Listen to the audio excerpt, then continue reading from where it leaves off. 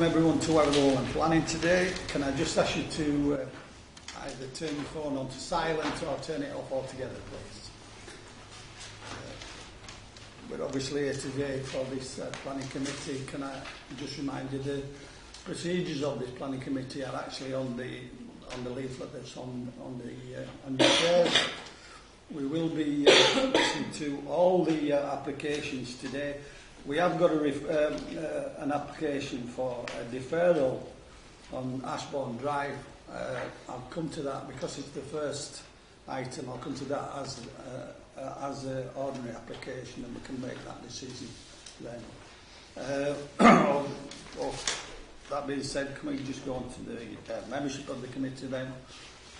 All is printed. I know for the fact that Councillor Scott is not going to be here, and Councillor Turner was supposed to be here. So apart from that, it's always printed. Minutes of previous meeting, can we read them as a true record? Yeah. Is there any comments on them? They're here to be noted then. Can we note them? Noted. Thank you. Interest in lobbying, can we go around the table then, Councillor Pinner? Thank you, Chair. I've been lobbied on items 8 and I suppose 9 as well, because that's connected by local residents, and we will all also have something on item 11. Yeah. In both cases, objectors noted, and in the first case, advice on procedures was given. Thank you. Councillor Austin, I'm assuming exactly the same. Page 51 and page 71, Chair. Agenda item 8, 9 and 11, and just advice on procedure. Thank you. Councillor Taylor. Items 10 and 11 are completed. Thank you. Councillor Akhtar. None acceptable. Thank you. I think you've been lobbied on item 11. Item 11. Definitely, yeah. Okay. Okay, I've been lobbying on 8, 11 and I think that's it, sorry, 8 and 11. Right. Admission of public then. It's no by items, Chair. Thank you. Deputation, is there any deputations? No. Site visits were made this morning just to one property, that's the one on Dewsbury Moor. Local Planning Authority appeals then. Thank you, Chair. I'm Julia Stedman, Team Leader in Development Management. As set out under item 7 in your agenda, there are 3 appeals which have been reported. All of them were dismissed. 2 were officer decisions and 1 was a committee decision which was in accordance with the officer recommendation. Thank you, Chair. Thank you. Good record. Thank you. Again, yeah. Thank you. Is there any comments on them, apart from Councillor Pinner? No? Three to note, thank you. Been asked to know by the receptionist. Yeah. Thank you. Okay, thanks. Apologies for that, Chair. Is that? Sorry. Thank you. When we move on to planning applications then, this is agenda item 8. This is a reserved matters application for erection of 47 dwellings at Ashbourne Drive. John, can you just comment really on the reasons for this deferral if we're willing to accept it? Yes, Chair, thank you. Sorry, my name is John Ritchie, I'm the planning officer. The applicant has requested a deferral because they want to address the issues of ground levels in the area of the central open space.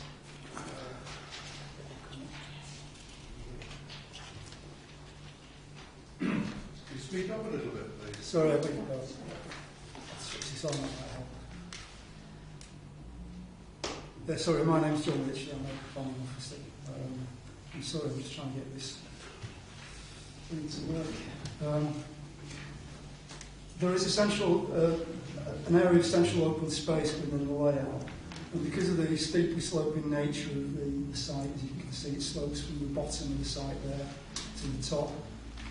Levels mean that there's a degree of cut and fill. And the central public open space at its northern point will be significantly higher than the ground levels of the dwellings which run beyond it. Officers have recommended a condition to address that because We don't feel it's critical to the development. Members didn't raise that issue when they deferred the application last time. So we feel that it can be dealt with by condition, and we don't feel there is a reason to defer the application, but clearly that's up to members. It's been a request from the applicant. It's up to us whether we want it, whether we either defer it. I have to say I did make a comment to Councillor Pinnikin that previously when we listened to this application before, the applicant was willing to carry on with the application, as opposed to members of the public who wanted it deferring. So it seems a little bit unfair if we don't allow this deferral if he's trying to address some of the issues that were raised. However, that's entirely up to us, and as the officer actually did say, this can be done under reserved matters anyway, and it can be conditioned. So it's entirely up to us whether we actually go for the deferral or not. Councillor Pinnett? Thank you, Chair. If we decide to defer it, and we still haven't made that decision, I would like the matters that we used when deferring it previously to be retained, because I still don't think that they have been addressed. Particularly since one notes on page 44 where it says that at reserve matter stage the access points to the site were agreed at outline stage.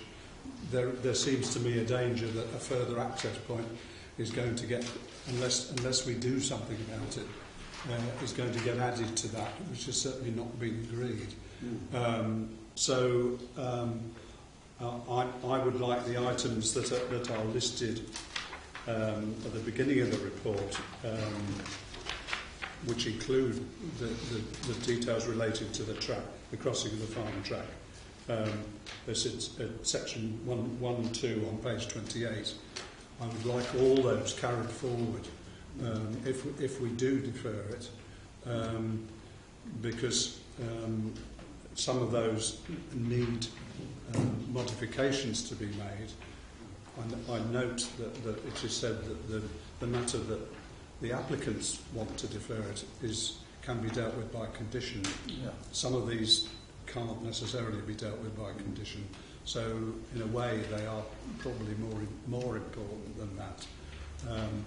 But I don't know what other members think about it. I'm just going to say, can we open it up? Is anybody wanting to carry on with this application as it stands and do it as a condition, or are we happy for it to be deferred? Through you, Chair. Yeah. So what you're saying is that when we deferred it the last time, those areas still haven't been addressed. Right, okay. So I'd be happy to defer it so they have a chance. If they can't be done under condition. Yeah, I was second that. Councillor Lawson. I'd agree with Councillor Pinnock's suggestions, because the idea that we should go forward, that we should go ahead and defer this for that reason doesn't really sit well with the others unresolved. So yeah, no, I think that's fair. But we do send a message back to say this is the last time we're going to defer this. This has been going on for far too long. I think it's important that we do address all the matters that's put before and both at this meeting by the applicant and by the members of the public previously. And I think it is. I think you mentioned that. I think there's issues in there that needs addressing. Whether we can't address them today or not, that's entirely up to us. And there's a mover and a second. Councillor Taylor, you indicate. Just a comment to ask the planning officer to have a look at. As the report's listed, there are a number of conditions at the end of the report that they were recommended. And number 9 is garages to be used for storage of motor vehicles. I don't see how that's actually enforceable. So there's a question about whether we should be really trying to put a planning condition on unless we're comfortable that we know how we were going to monitor and enforce that. So if we're deferring it's an opportunity to look at that again. But I would be uncomfortable putting a planning condition on that we know is unenforceable. I think is relative to size there, but that rather than anything else. John, do you want to answer that? I mean, basically the condition's been put on because it's felt that the car parking space is under provided within the site. So the way to get over that is to make sure that the garages can provide adequate space for a motor vehicle. In other words, they're not going to get clogged up by fridge freezers and bikes. Can I just reflect back for those that's been on this committee a long time? Sometimes make them a little bit smaller so you can get a car in. Yeah, and I think that's one of the issues here. And what's actually happened then they turned that into a separate room. But what I think I agree with what you're saying is try to make them as big as what you can, so at least you can get a car in there wherever possible. But I know it's saying about enforcement. So I think if we're saying that there is inadequate car parking spaces on the site, yeah, I don't think we're addressing this by doing this condition. Sorry, it's not so much that. Yeah. Through you, Chair, Steve Sampson, Howie's Development Management. We're not saying that the garages are wholly inadequate in size. The actual size we would like is 6 metres by 3 metres or above for the single garage. They are just below, but they won't be able to accommodate what people would normally put in, like cycles, lawnmowers, fridge freezers and such. So we're just trying to protect that space. In addition, we're asking for sheds to be provided for the garden furniture storage and such. So it's really about balance. The garages are sizable, certainly a lot bigger than they used to be 10 years ago when you couldn't really fit a car in. So it's just about protecting that space and where people are trying to change it into a full amenity area rather than for using it for a car. So you get people with washers, fridge freezers and such. Yeah. I think I understood the reasons. Yeah. That's what I'm making. It's impossible. Saying the way you have worded this, unless you have a way of enforcing it, I don't see the point in imposing it. Because if you're not going to enforce it, it's pointless. It's not being written on. So I word it in a way that it is enforceable, or remove it. I think that I understand what you're saying. It's about enforcing something that's in a condition. I think seriously we need to have a look at that. And as I say, probably once again it's a reason for a deferral, but let's get this one tied up. It's just been travelling too far. Got a mover and a seconder to defer this. Sorry, Chair, could I just make one small point? I don't know whether this is possible, but in view of what you said earlier about this is the last time. Yeah. I don't know whether legally we can. Well, all I'm saying is let's tie this all. It's just been going on forever. I know. And it is wrong that it's continuing to be coming back to this committee. Well, particularly since there are members of the public here. And they've come today, yes. Exactly, come to speak. And probably an incurred cost to come to speak. Yeah. Okay. Right, the mover and seconder to defer this item. All those in favour? Anybody against? That item's deferred then, thank you. That goes for item 8 and agenda item 8 and agenda item 9. I do have to apologise to members of the public for coming today. I don't know whether you've got access to. Yeah, that's it. Yeah. I don't know whether you had access to the update that it was in the update anyway. Chairman, I do have some information regarding the road assessment that's been done, and it's inaccurate. Well, right. It's got wrong dates. Right. Well, I have to say you've made that comment. You've made that comment now. We've deferred this item. Sorry. Thank you. Thank you.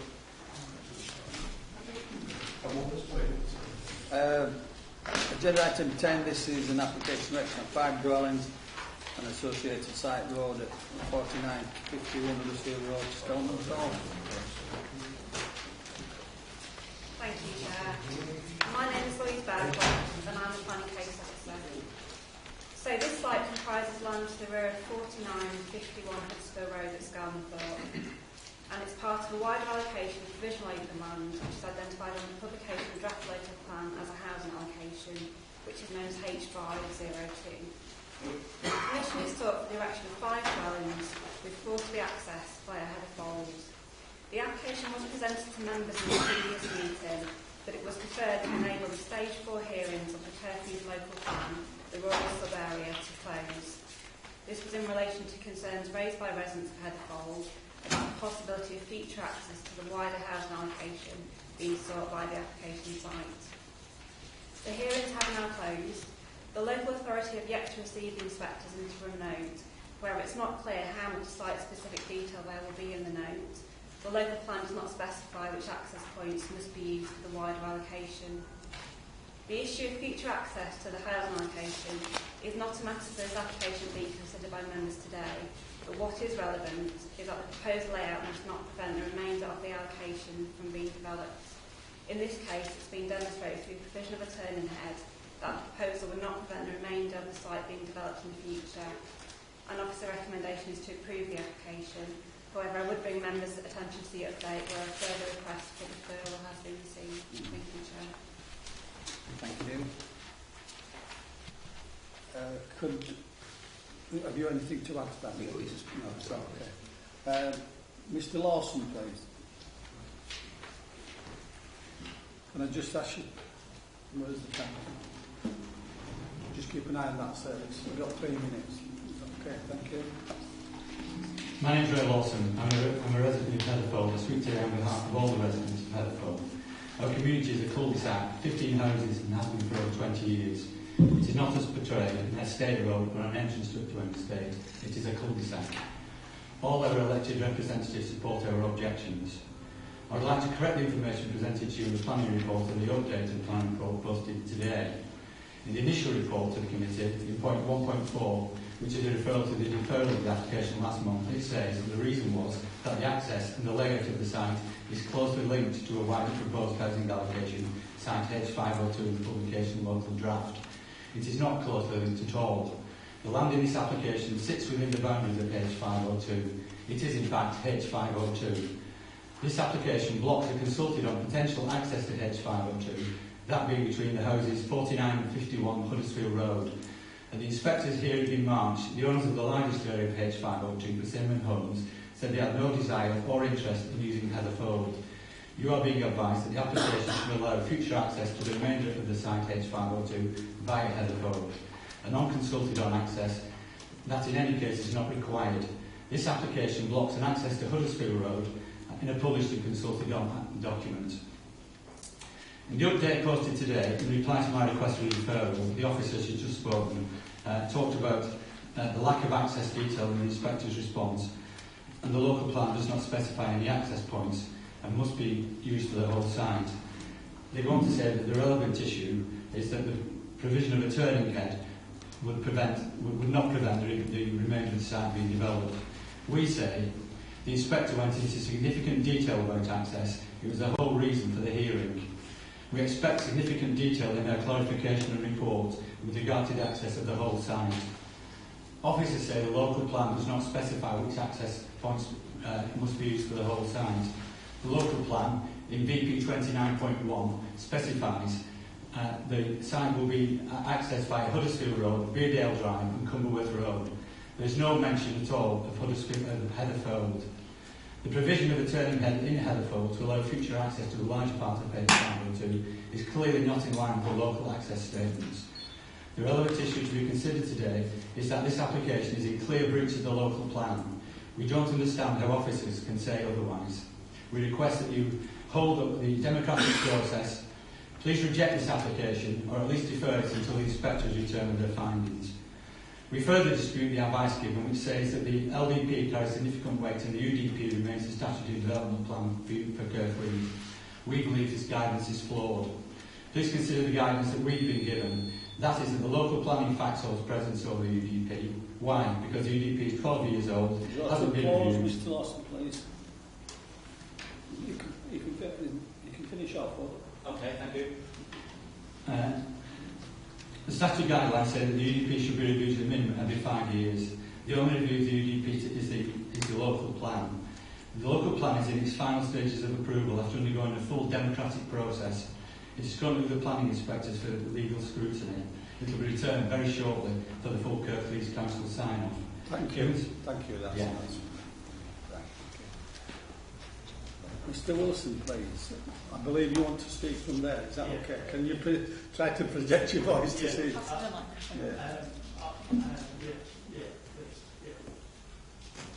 Please excuse me, I've got dementia, so I'm a bit slow in my talking. So please bear with me. You'll just take your time, Mr. Wilson. Okay, thank you. My name is Nigel Wilson. I'm a resident of Heatherfold. These plots of land that are in this application fall within the boundary of H502. It's not adjoining, party to, or related to, as the planners have stated. In the lead up to the original application that was put in front of you, which I attended in 2015, significant negotiation took place regarding the access to Heatherfold. The parties in this negotiation were the residents, planning team and the landowner and their agents. The negotiated outcome was that Heatherfold road extension to the POL was removed from the plan and all access was via Huddersfield Road. On the 4th of November 2015, outline planning was granted for the application without access onto the land, onto the POL land.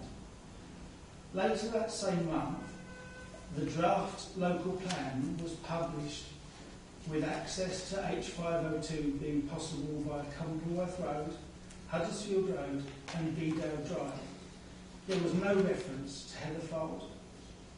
We believed, as a residents group, that this reflected the approved planning application, so therefore there was no reason to object or comment to the local plan. A full year later, in November 2016, after consultation and debate, in section 29 BP of the LDP, the accepted site options technical appraisal stated that access was confirmed as per the 2015 draft. So therefore we have no reason to object to the local plan. 6 months later, in July 2017, after this application was received by the council, the final version of the LDP was submitted to the planning inspector. In section 29 BP 29.1, access was again confirmed as per the 2015 draft. There was no access option via Heatherfold. We therefore had no reason to object or comment to the local plan. Throughout the whole process of the LDP, there has been no reference to Heatherfold. We draw your attention to the planning officer's report regarding this application. Reference 10.554 in response to Denby Dale Parish Council, the planning team commented that the inspector had noted that access was available via Heatherfold, Bedale Drive and Cumberworth Road. The inspector made no such comment. I was at the meeting and it was in fact the planning officer's response to an open question regarding site access. The inspector made no such reference to Heatherfold in the question. Officers notably ignored access options to Huddersfield Road, which would be more appropriately fulfil the site requirements. Given that there is no reference to Heatherfold in the entire democratic process of the development of the plan, we feel that it is unconstitutional and open to challenge that Heatherfold should be included at this stage when any chance to object is beyond possibility. I have one more line. Yeah. There is no reference to Heatherfold. There are no significant overriding factors that would require a change of access to this part of H502 within the plan, as access can be achieved by Huddersfield Road as per the original application. We ask this to be rejected on the grounds that it does not consist and conform to the local plan. Thank you. Thank you very much. Thank you, Mr. Watson. Mr. Leslie Lawson.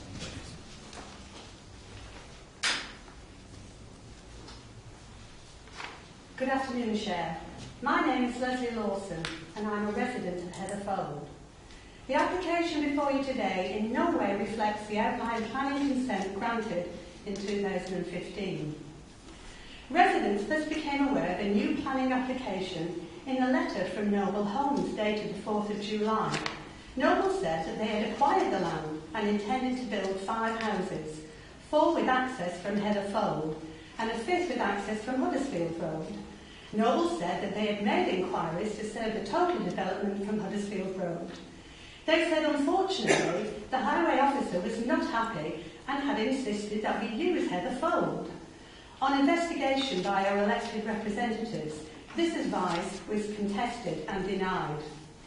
Reject this application and allow the developer to fulfil his initial choice and serve all properties from Huddersfield Road.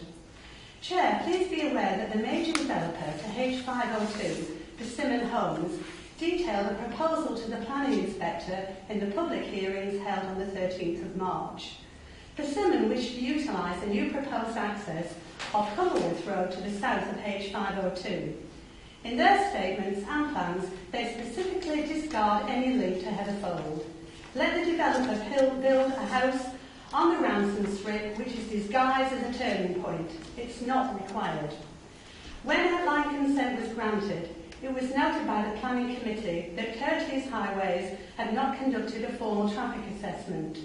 Cumberworth Road, in its junction with Huddersfield Road, is a known bottleneck.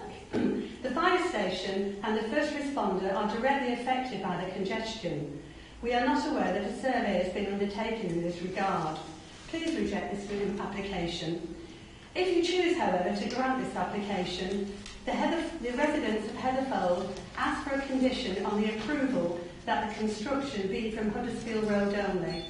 The officer's report point 10.47 says, a condition to restrict access to Huddersfield Road only or to phase the development would be unduly onerous. It is noted, however, that a temporary access has been created into the site from Huddersfield Road, indicating that access is likely to be from Huddersfield Road in any case.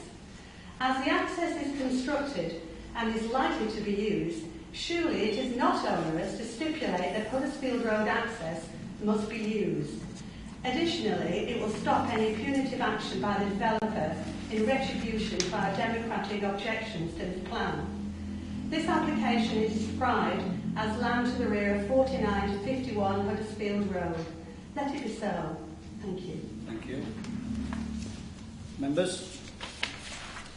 Anyone want to say anything? Jamie, can you come back on a couple of them questions? Of course, yeah, which in particular? The ones about the local plan and the access and the construction. There is a request from Mrs. Lawson about construction access being from outline from Huddersfield Road as well. Yeah. Okay, through you, Chair, Jamie Turner, Highway Development Management. The access here in the outline in 2005 was from Huddersfield Road. It's not that we're saying that's not an option. We're just saying that Heatherfold's an adequate access for these 4 dwellings. Yes. What was the other query, sorry? It's about construction access too. Oh, again, it's just that we don't have an issue with Heatherfold being used. It's not relative to... No, I mean, it's currently built to a state road standard of being 5.5 metres wide, so we'd be happy for it. I think one of the issues we've got is that this is the applications that before us, and there is an argument about H502 that whether it is part of that. Just wait a minute, sir. Let the members speak, and if there is something relative, I'll let you come back. but we need to just maintain this as views on this application that's before us. Councillor Pinnock, did you? Well, yes. I start with a question, just so that it's clear in all our minds that this site that we're looking at is actually a provisional open land site, and is not part of H502. Is that correct? Through you, Chair. It's the provisional open land site, as in the UDP, is the proposed housing allocation on the local plan. So sorry, right. I'm now with it. So the whole of what is now H502 was a provisional open land site. So clearly the question of landlocking such sites does come into play. But I think we've heard that alternative accesses are available, including one from Huddersfield Road on this site. I note there's a space further up on the larger site. But of course, this access would not be available if a house is built across it. I think, I don't know what other members think, but the crux of it seems to be that either we approve this with that access blocked up, or we don't. Yeah. Pretty much as simple as that. It's pretty much as simple as that. I'm inclined to. I hear what highways officers say, but I think the issue of access from Heatherfold is something that the local residents are concerned about. But we are talking only of 4 houses. Yeah. Councillor Taylor. Yeah. So for the benefit of knowing this site, I fully understand the concerns that have been articulated by a lot of our residents this afternoon. Mm-hmm. I share their concerns. If you look at that plan, you can see how that turning point looks as though it could be easily opened up to access the rest of that larger H502 site. I would be comfortable with this, with approving this application if we had a way of preventing that from being extended to give access to that wider site. Now, I don't know what we could do in construction terms, in terms of building a wall or something, but my concern is, as it's left like that, it's very easy to see how that turning head could be converted into a road that then extends into the wider site, and I would feel comfortable approving anything that left that accessibility in play. So I'm happy to move approval on the basis that that turning head is constructed in a way that there are, and I'll look to Jamie for the answer in terms of what I mean, but it's almost like blocks that prevent that from being extended into the wider H502 site, to give the residents the comfort that their road will not suddenly become the access for the broader site. We need to be extremely careful, as I said. This is about this application, and it's in isolation. Matthias, did you want to come back on that? I think it's endorsing that. Can you just say who you are for the benefit of the... Matthias Frankfurt, Leader of Development Management at Kirklees Council. It's really important that we do focus on this planning application and the merits of this application. The issues that are being raised are valid planning issues, but they relate to land outside of the planning application boundary. The issues that are being raised are being raised on the assumption that another planning application would come in and that a connection would be sought. That may or may not happen, but that is not the substance of this planning application for you today. I do understand why the issue is raised, but it is germane to say that that is the planning application within the red line. Anything else is what might come in the future, and it would come to a planning committee and go through a democratic process of any decision making, but it isn't relevant to the determination of this application. Can I just come back on this? This is this I'm talking to you, John. Really. We need to be extremely careful, because any future applications we can send a message from this committee to say that we don't want access to the bigger site from here. But it's not. You talked about something being enforceable. That's not enforceable. They will apply in their own right if that's going to be the case. But we as committee members of this, if it comes back and say next year, we'll remember that, and we should remember that at this particular moment in time, we don't want to see that access to the bigger site from here. But that's not what's before us today. This application is that's before us. So we need to be extremely careful about putting blocks in the way or things like that. That's not conditional. It's not reasonable. We can't be doing things like that. This is about that is drawn in as a turning edge. It's not drawn in as an access. It's drawn in as a turning edge. So we need to be extremely careful. Did you want to come in, Mr. Did you want to say something that's relative to this? Actually, I'm the applicant. Yes. I've written to the committee asking to do a response, and I don't seem to have been offered that response. Did you actually ask to speak? I registered to speak, yes.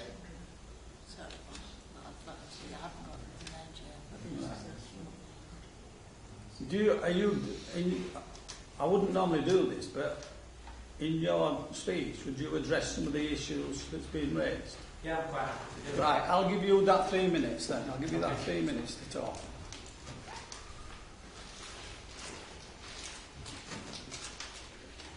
My name's Chris Noble and I'm Managing Director of D Noble Limited.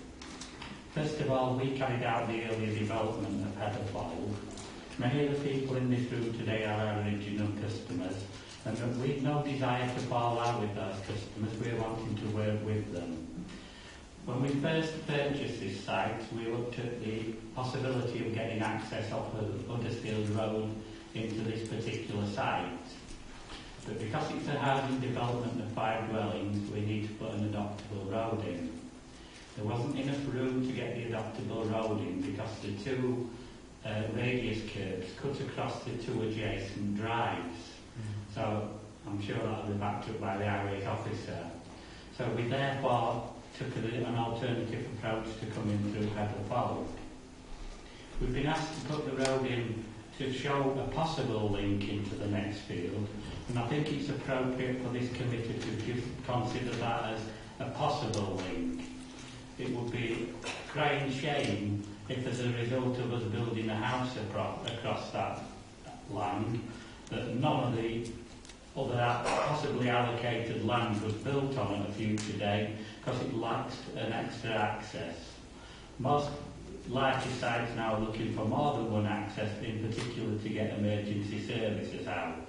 So there's no reason why this access couldn't have rise and fall bollards that are controlled by the emergency services in future. The site hasn't put an outline consent, so we're here just looking now at a detailed consent on a piece of land that has set down in statute that it can be developed.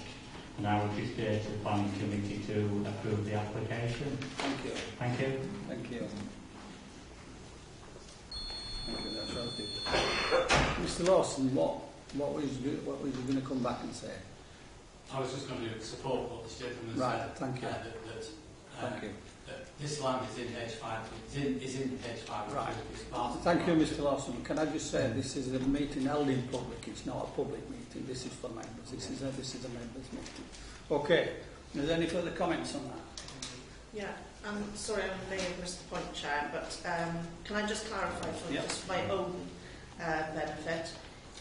If there was a condition, I don't know if we can put conditions on, as you've just said, that there was some sort of block to go on to the next piece of land, would that then mean that development on the next piece of land would not be, was there no other access to the piece of land before, so it will be there is access. Oh, there is access. Okay. There is possible access, yes. Right. Yes, there is possible access. Thank you. Can I move it from the chair? I'm going to move this from the chair. I'm going to move approval, but I know you just wanted to indicate. So. Councillor Pinnock. I thinking about it, listening to the debate, I don't see that there is any way that you could stop people making an access from that point if they so chose. But as you said earlier, that is the subject of a further planning application at a future date. And we're not considering that at the moment. I can't see how you could block that off with a house because there's not enough room. And in any case, if you put a wall there, it would be an easy matter to demolish it.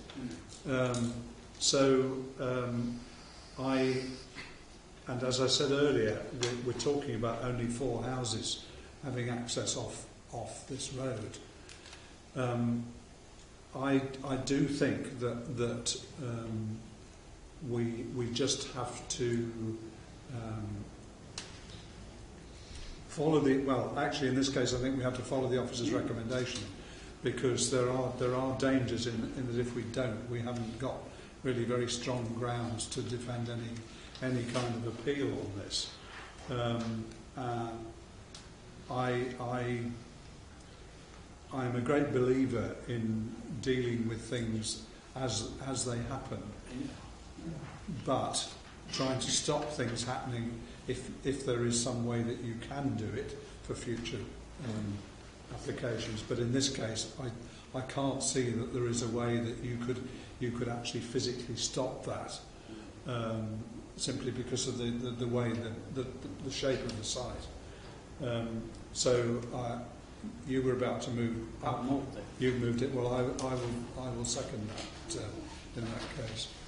Chair, what about the condition about access during construction? That road is perfectly adequate into the site.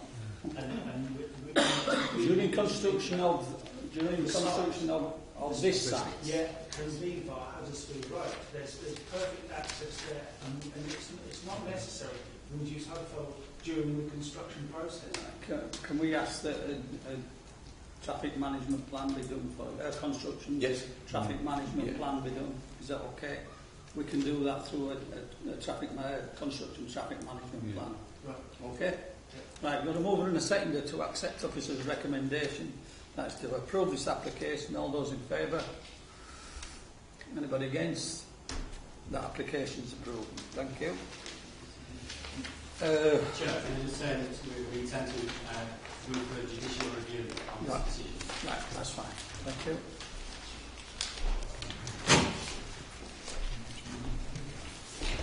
Item 11. This is the application for erection of Class A1 and A3 coffee shop at Northgate Retail Park, Albion Street, Edmonton. Thank you, Chair. So this is the application that relates to land in the northern corner of Northgate Retail Park at Edmonton, where permission is sought for a Costa coffee shop. The application was deferred from the previous meeting for the applicant to consider further revisions to the scheme to address residential amenity concerns.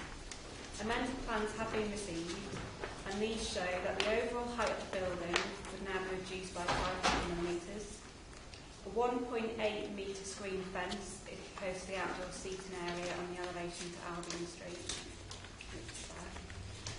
And indicative landscaping has been shown adjacent to Albion Street and Jeremy Lane, full details of which could be controlled by condition. And it's considered by officers that the combined impacts of the previous amendments and the further amendments which have been negotiated since the 15th of March would provide mitigation to prevent overshadowing, overbearing and overlooking impacts, and are proposed to be conditions. The recommendation I set in the update is for approval. Thank you, Chair. Thank you. Brian? Through your Chair, Brian Kinder, Howard Development Management. Just to say that no further information has been received from a highways perspective as of the last committee meeting. However, the proposal is still considered acceptable from a highways perspective. Thank you. Thank you.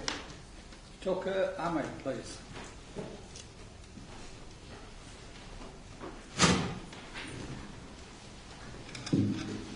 Good afternoon.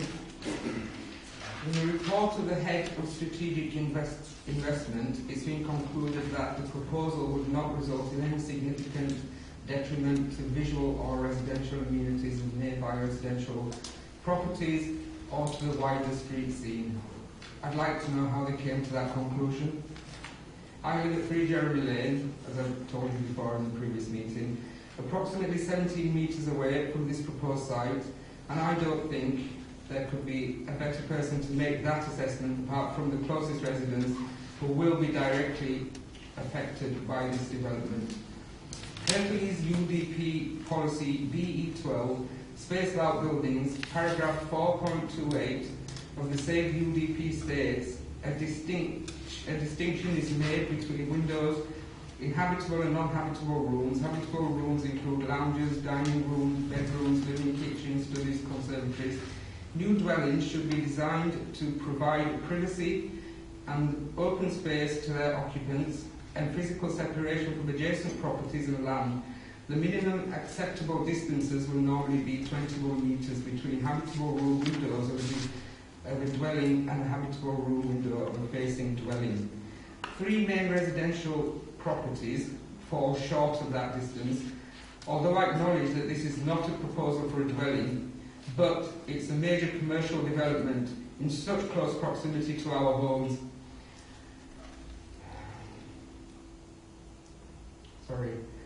And one that also falls short of this recommended distance by Kirklees themselves. And to assume, because it does actually seem like an assumption being made by Head of Strategic Investments, this will not be a visual detriment to us. Who are they trying to kid? It sounds like more of a joke to me than a well-considered report. It's a gross invasion of our property, and I'd like to ask each and every respected member of this meeting, hand on heart, if this was built in front of your house 17 metres away, would you like it? 500 millimetres reduction in the height of the building is not enough.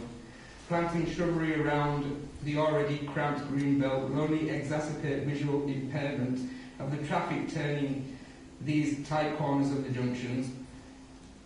I will still be faced with looking at this building 17 metres away out of my living room with all the added noise, traffic and litter day in, day out, making an already, at times, unbearable situation even worse. Thank you. Nazir Ahmed.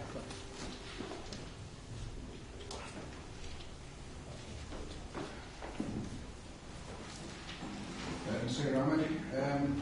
Just a couple of 3 points.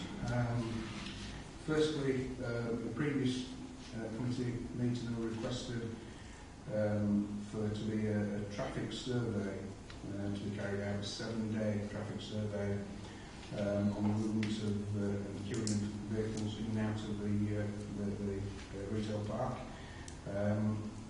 And the survey was to be carried out between 12 and 2 and 4 and 6, and not in term time. In holidays, school holidays. This, as far as I'm aware, has not been done. Instead of a 2-day survey that was carried out, I don't understand why. And instead, we're just using old data as to what the traffic situation is there. I live there, I can tell you it's horrendous as it stands. Secondly, again, in a previous meeting report, we stated that further information about the traffic movement has been requested to support the application will be available to members in an update. As far as I'm aware, this hasn't been submitted either. Other issues that I have, concerns that I have,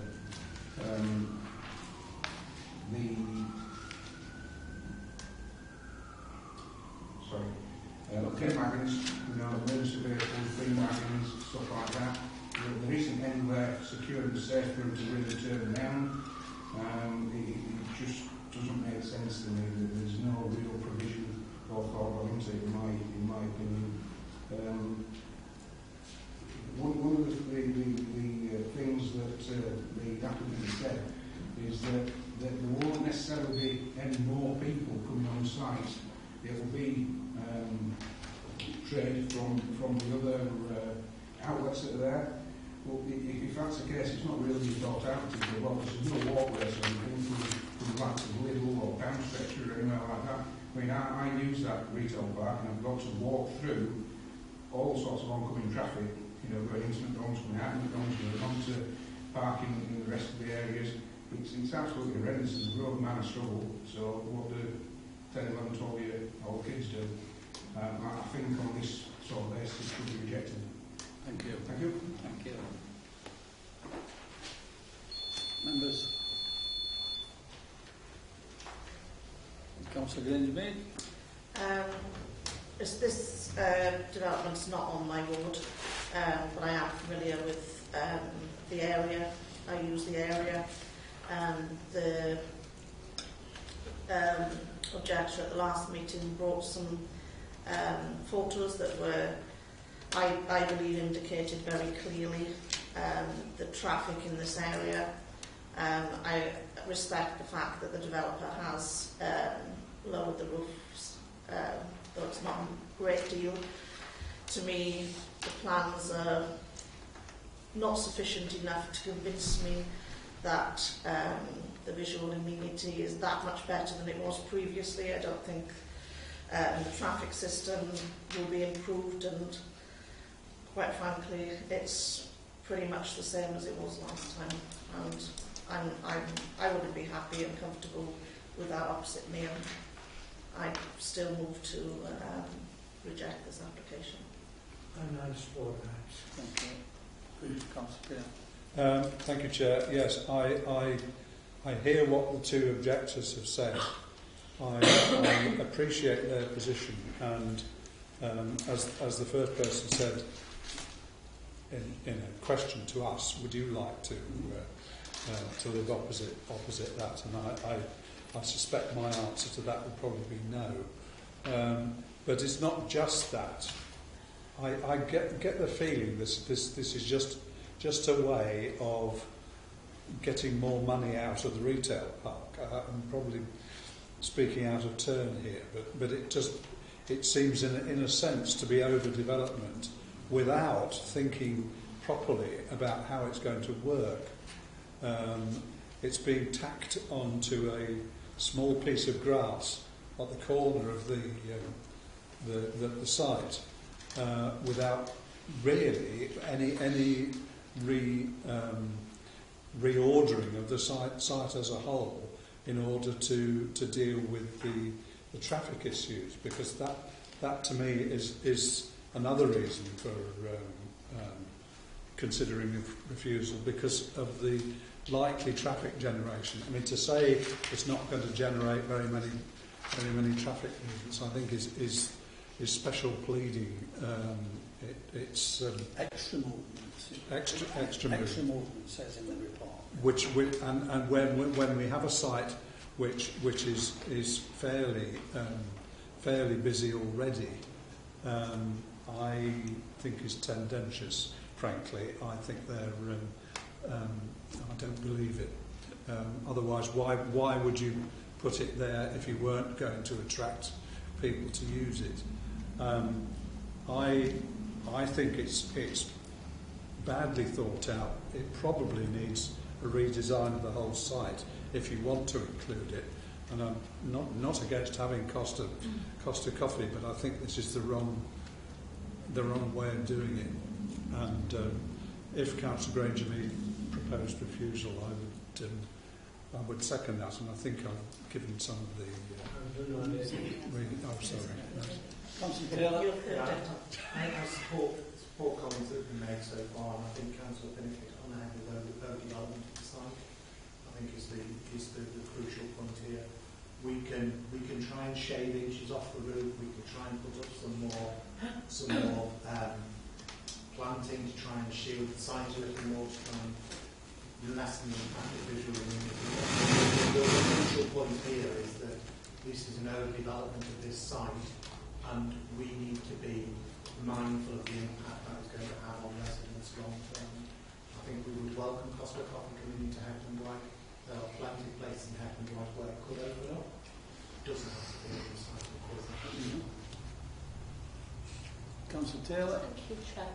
Well, I agree with everything that colleagues have said, but I came past Costa this morning that's just over there, and I think, like Councillor Taylor said, there are enough other sites. They don't need something that's purpose-built like that because they've already proved that the one across here in Dewsbury is thriving where it is with the footfalls. So I sort of agree with the colleagues. I think they're a good idea. But we need to stick with that one relevant argument. I know it wasn't, but I just thought I'd say it.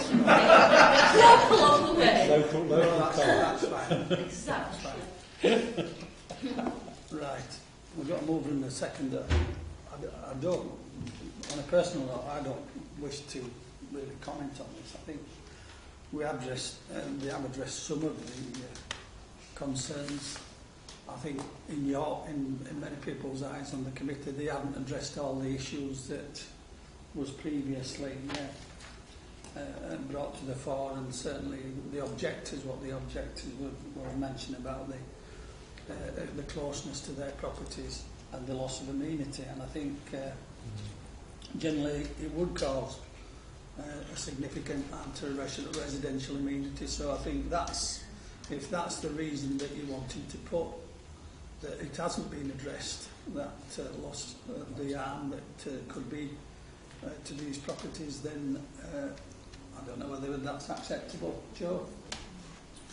Just repeat what the reason for refusal was. It's about they haven't addressed the significant harm to the loss of the residential amenity to the surrounding properties. Detrimental to the Yeah. Is that okay? I'm trying to put it in your words, not mine, because I would support this application, but... So, just to summarise then, Chair, we're looking at in terms of the bulk and massing and the design of the built forms, the structure itself, in proximity to the residential properties, but also from a residential amenity perspective, but then also a visual amenity perspective in terms of the actual design of the building in that prominent location.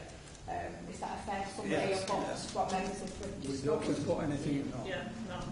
I'm sorry, can I just deal with the point that I raised, that they could put it somewhere else on the site rather than there? We could, but it's not relative. I think there's sufficient there for us to review this, and whether we could, the chances of winning this.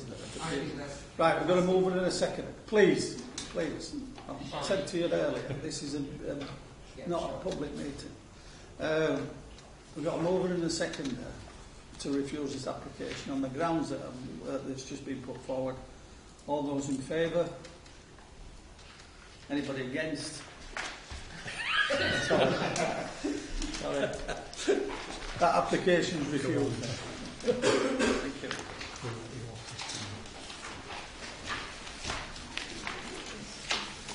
Item 10, this is the planning application for erection of two-storey front, side and rear extension of 10 Woollen Lane.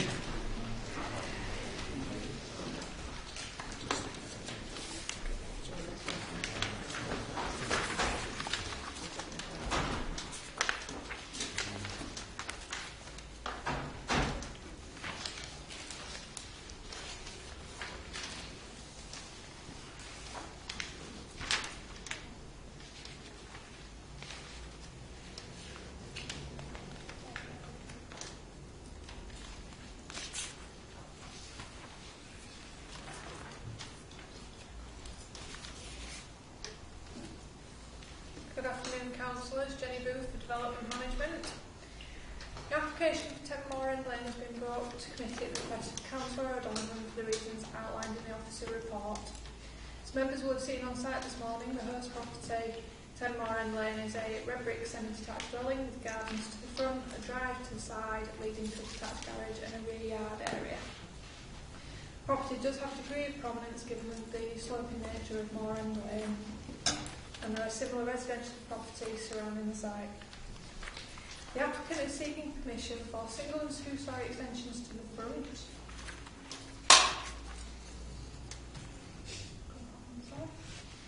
A two-storey extension to the side which extends out past the rear to form a rear extension as shown on plan and outlined in the officer report.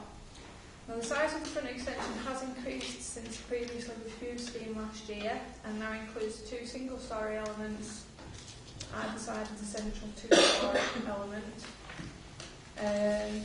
and the projections for the rear had increased slightly from 2 metres of the previously refused application to 2.3. The width of the side extension is 6 metres from the original side elevation of the dwelling.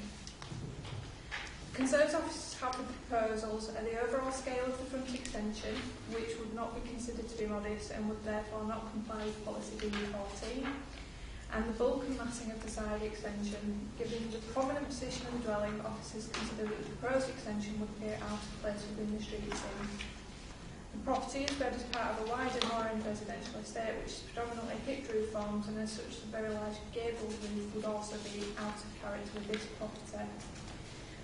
During the interim between the previous refusal and this application, we did negotiate with the applicant to come up with a compromise scheme, but they've decided they wanted to apply for the larger scheme.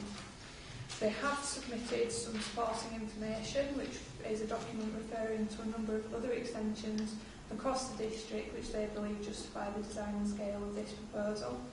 And whilst other development within the immediate vicinity would be relevant to the assessment of this application, officers didn't consider that, as most of the other extensions included in the statement were some distance from the side, that they wouldn't actually justify allowing such a large extension on this property. 2 objections have been received from the adjacent neighbour, and these have been addressed within the officer report. However, it's considered by officers that for the reasons outlined in the report that the application should be refused.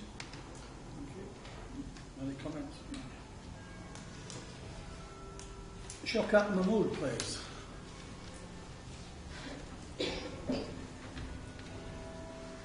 Shaukat Mahmood, on the property. The reason why, in the first place, obviously, the planning commission was refused, and also at the same time we did agree what, to come to terms with, but obviously I've reduced the side of the front and everything, but from the existing property to the boundary is 6 metres, and I've been told that I can only go 4 metres and a single story on the side, and then I said fair enough, but the single story was going to be used as a storeroom, and I wanted to use it as a full room, and then it didn't come, and the original plans were, as you can see on the plan, this is what I wanted to approve, and everything what it says there, and I'm just trying to build a nice family home. For my family, there's 9 of us, and it's a 3-bedroom house as it is, and and I don't see. I'm not in the middle of an estate, and everywhere else where I've shown the pictures of fair enough, they don't relate, but it's only in a 2-mile radius with verandas and everything, and I don't see why, it should be refused. It fits in. I've spoken to the neighbours across the road and everything, and they've seen the plans and they've got no objection, even the neighbour across the road and the side neighbour, so I can't see anything why it should be refused. Okay. Thank you.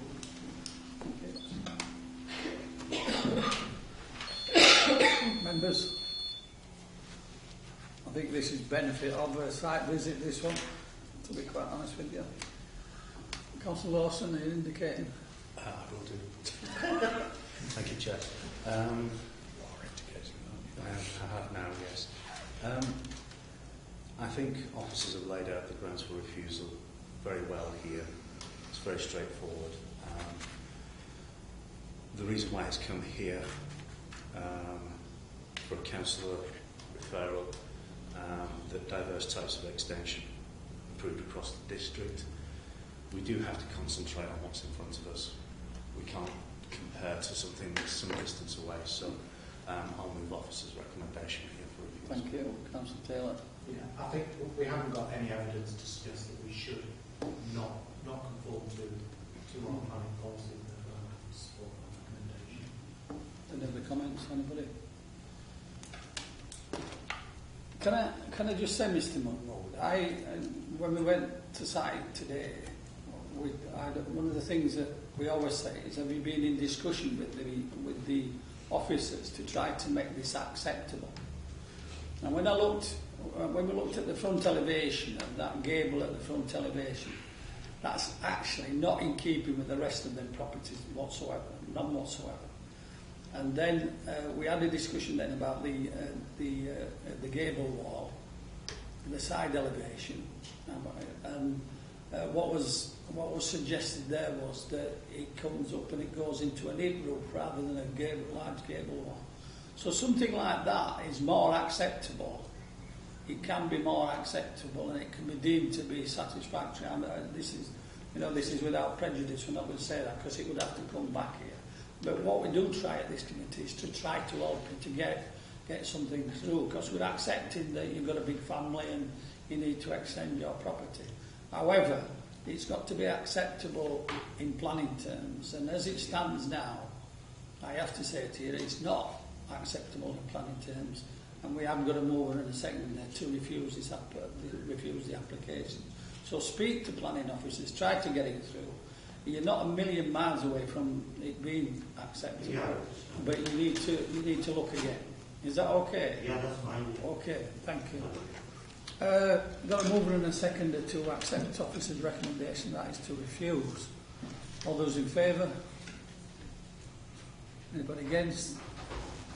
Okay, thank you. That application.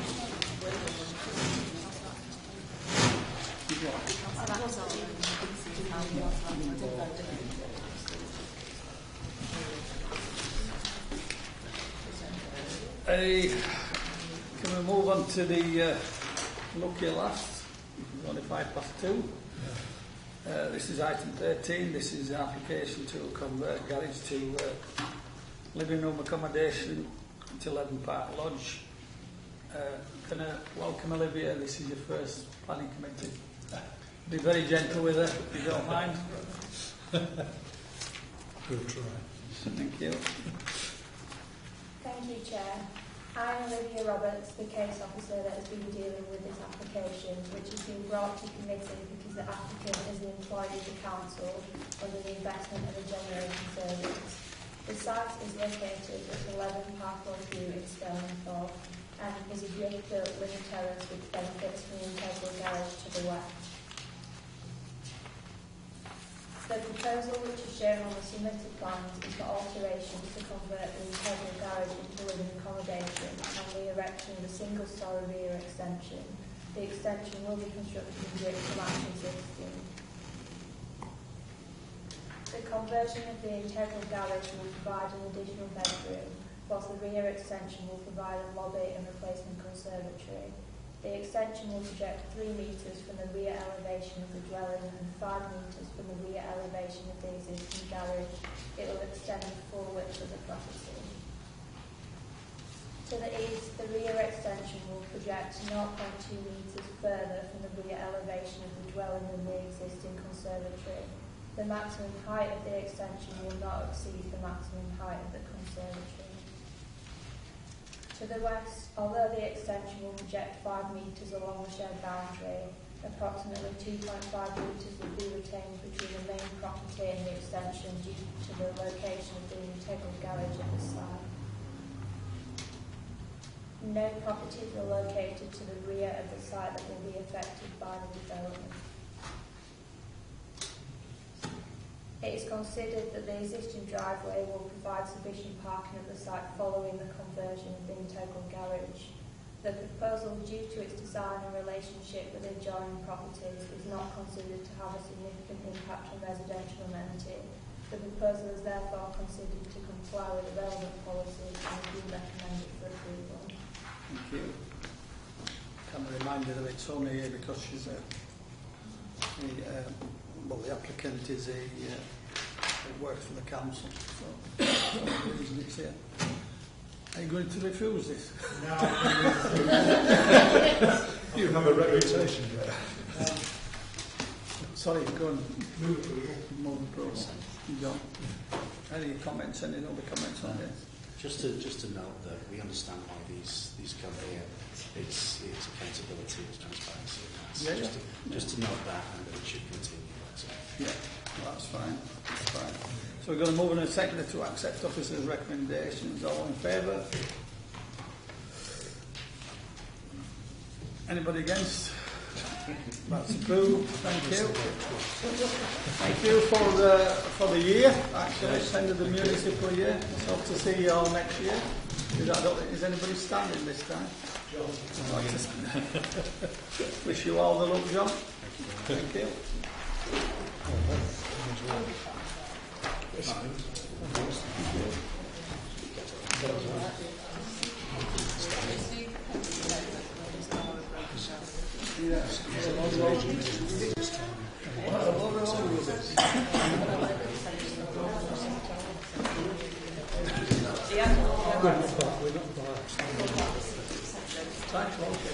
Thanks,